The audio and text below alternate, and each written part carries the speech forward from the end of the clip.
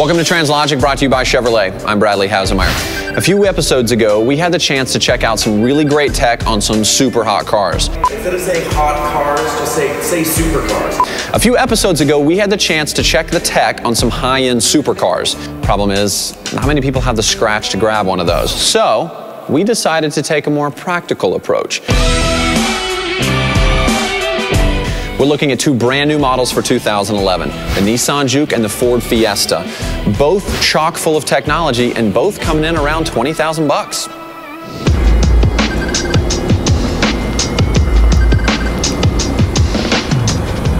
right, here we are in the Juke. First thing you'll see, ta-da, push button start. Pretty cool. He just has to be in the car somewhere. Awesome. Now, this car, it's performance oriented. You really notice that from the second you get in the car. You've got this motorcycle-inspired center console. You've got bright gauges that are very big and directed right at the driver. Very clean, easy to see, easy to use.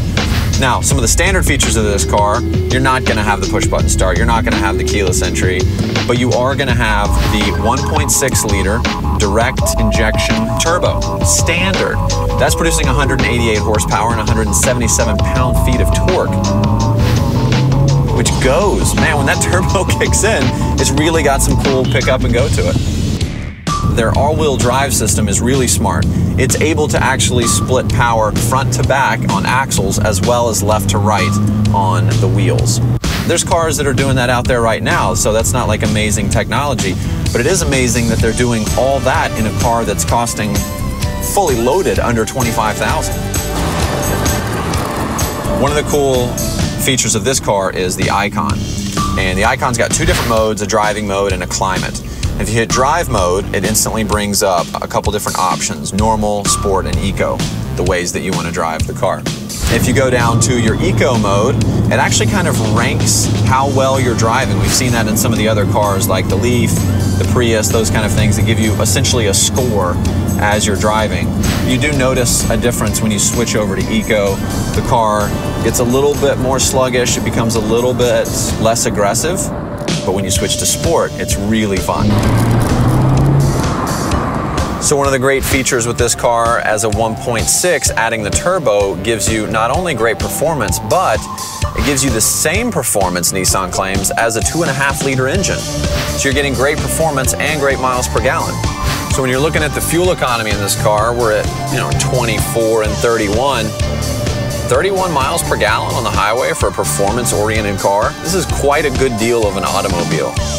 Now, the style might be a little polarizing. Who knows if that's going to be a deterrent or not for people or for yourself. But if you take all that away and you just talk about what's under the hood and what's inside the car, this is a great car.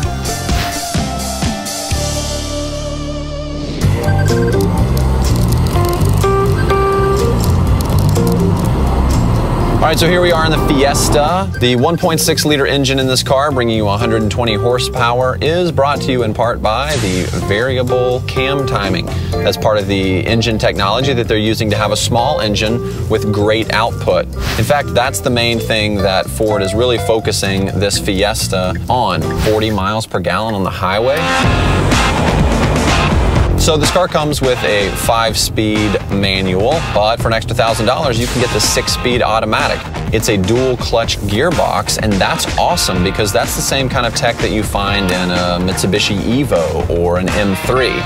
And that kind of technology in a car that's, base model is around $14,000 is really mind-blowing. The car we're in right now is the Ford Fiesta SES trim line. Some of the things we've got in this car, 16-inch sport wheels, rear spoiler, LED lights in the front, we've got heated seats, and one of the coolest features that Ford's offering, Ford Sync.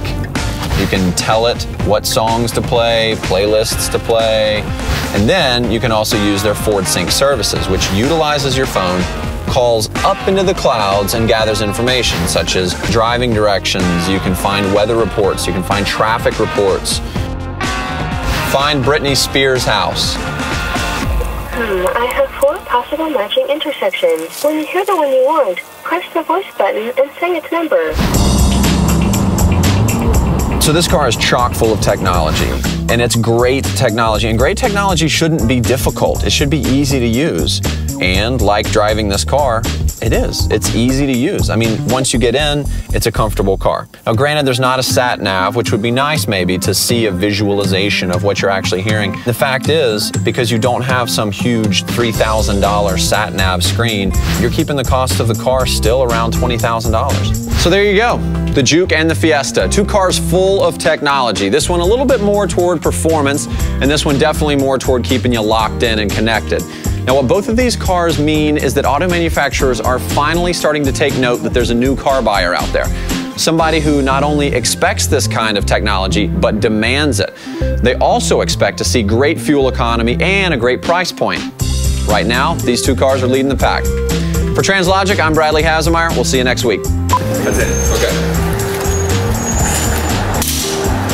Oh, could you do it again?